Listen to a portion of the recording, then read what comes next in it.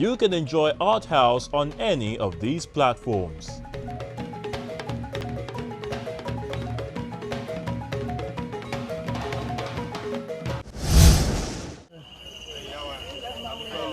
A trail of lampstands, the only guiding light in the shadow of darkness, where actors hail the arrival of their august visitors, greeting them in their mother tongue.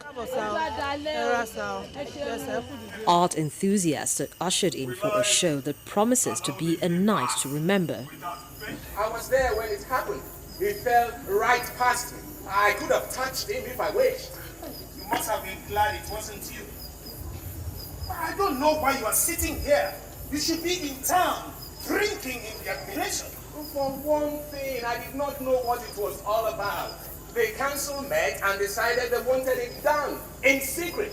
The tree was in the grove of Oro, so it was possible to keep it hidden. Oblivious of what lies ahead, they prepare their minds for what is to come from this mysterious journey. Drunk again, Murete? Huh? The 4 humans. Which way did they go?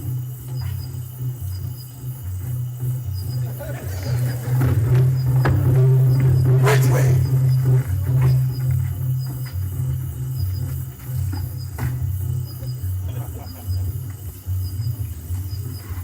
How recently? How? Was it a long time? Long time.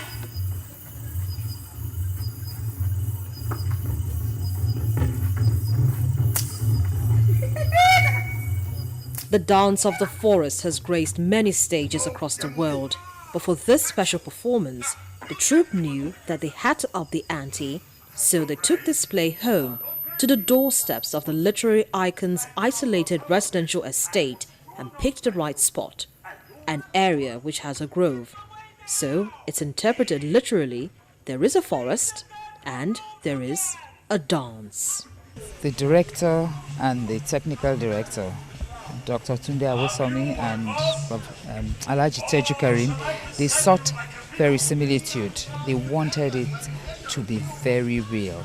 And they felt that the only way to achieve it is to stage this play in the forest, because it's a dance of the forest.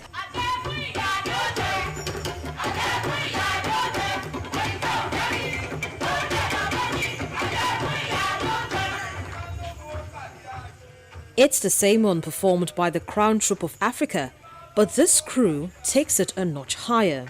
The way the director has used space adequately, spread the actions, and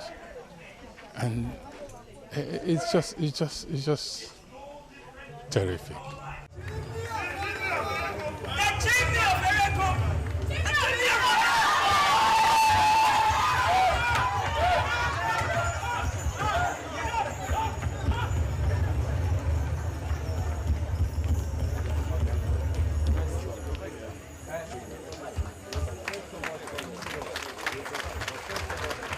You take it to a theater, you can't get the feel, you can't get the right ambience. That's why we're here. The setting is already spot on. Just 1 or 2 embellishments here and there to create a more spooky and mystic environment. Indeed, my lady, the royal board will not be tired. For my answer soft, I'll fetch the cannery. If your tutor gives permission, certainly. What do you say, my what? Madam, didn't a soldier fall from the roof only 2 days ago? That is so. I heard a disturbance and I called the guards to find the cause. I thought it came from the roof and I directed him there. He was too eager and he fell. From favor, madam. From the roof. Well? I forbid him to go. I order him to go. Okay, my lady. And I order you to follow him. When he has retrieved my cannery, bring it here to me, like a servant.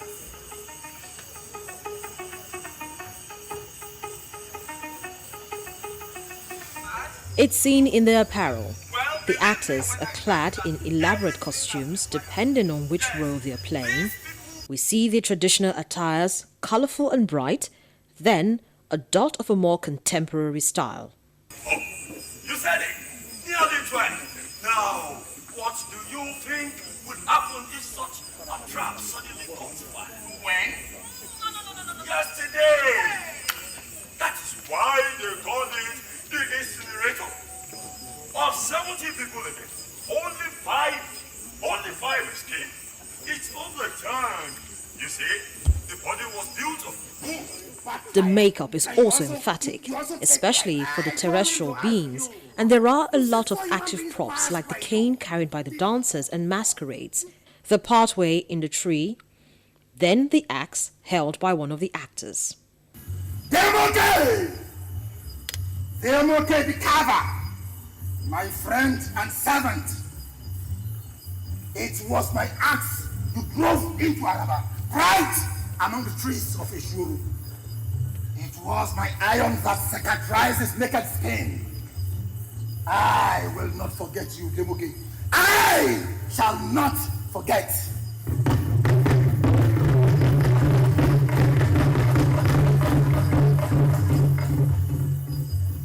All this is done through the eyes of Tunde Awosomi, the director who intends to excite not only the crowd who have come from far and wide to see this play, but the birthday boy who sits side by side with his son, and together they watch this play keenly.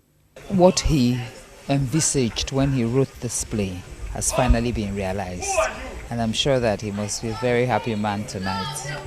Regarded as his theatrical debut, A Dance of the Forest is considered the most complex and difficult of Wole Soyinka's plays, where he unveils the rotten aspects of the society and demonstrates that the past is no better than the present when it comes to the seamy side of life. It was useless. You it was who dared to think. I plead guilty to the possession of thoughts. I never knew it was in me to exercise it until your majesty's inhuman command. You have not even begun to repent of your madness. Madness, your majesty. Madness! Treachery! Fronting insanity, traitor! Oh, do you dare to question my words? He lays bare the fabric of the society and wants the people who are on the brink of a new stage in their history, independence. Only uncertainty and two that aims to preserve my mystery and force them into an acceptance of my aloofness. He tells them all, except the woman. Madam Tortoise of the sea. Well, you have done very well to choose her. I'm very pleased. Ishoro. Oh, they will find us. The Nobel laureate is rather fussy about how his plays are being interpreted, especially when he's part of the audience. He isolates himself from the average Joe and takes the role of a critic. That's why there are some plays he doesn't encourage artists to touch, but more experienced creative minds here give a big nod to the troupe. It's terrific. It's mind-blowing. It's awesome. In terms of message and the performance itself, is just out of this world. I mean, I have never seen any such spectacular presentation of drama, live drama, as I've seen tonight. With all the twists and turns in the act, mum's the word from the man whom they set out to please, but they have certainly raised their glasses for him with this show and will leave the stage hoping that they came, they saw, and they conquered. You, no, you drunkard. Ogun is nowhere here. Aaron sent me. He says he spoke to you recently. Yes.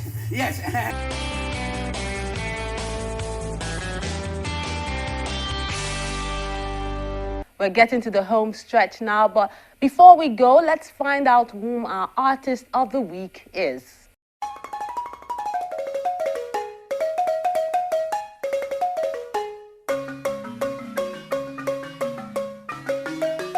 Guarantee Trust Bank, proudly African, truly international.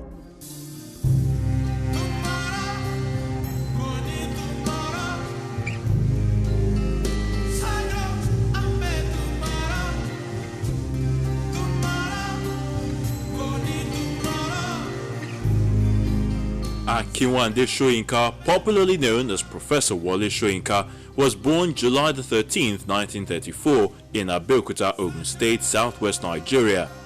He is the second of 6 children born to Samuel and Grace Soyinka.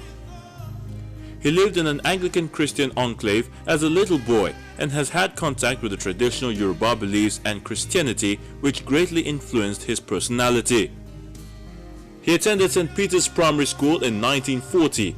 From there, he moved to Abeokuta Grammar School, where he won several prizes for composition.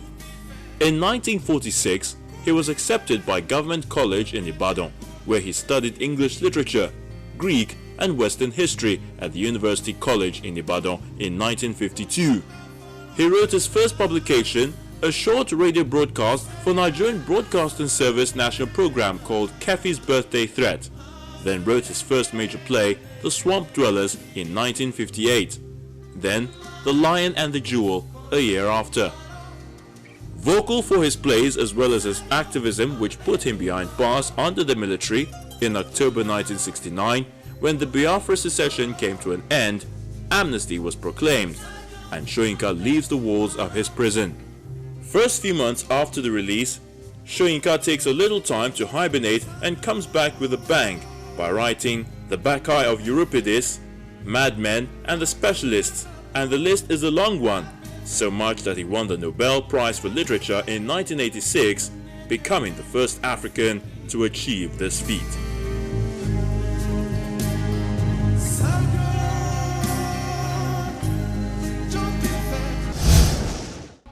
You can enjoy Art House on any of these platforms.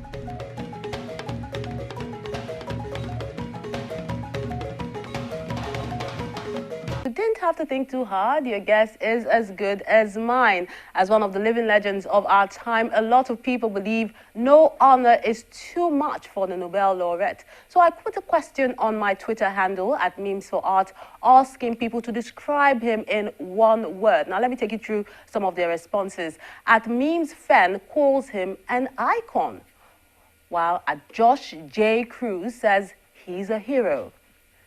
Then at Leaps Prof thinks Kogi is a mini sage. Well, we have several other comments about this, and we'll certainly take more of it next week on the show. But that's Art House. Many thanks for watching. I'm Melinda Akinlami.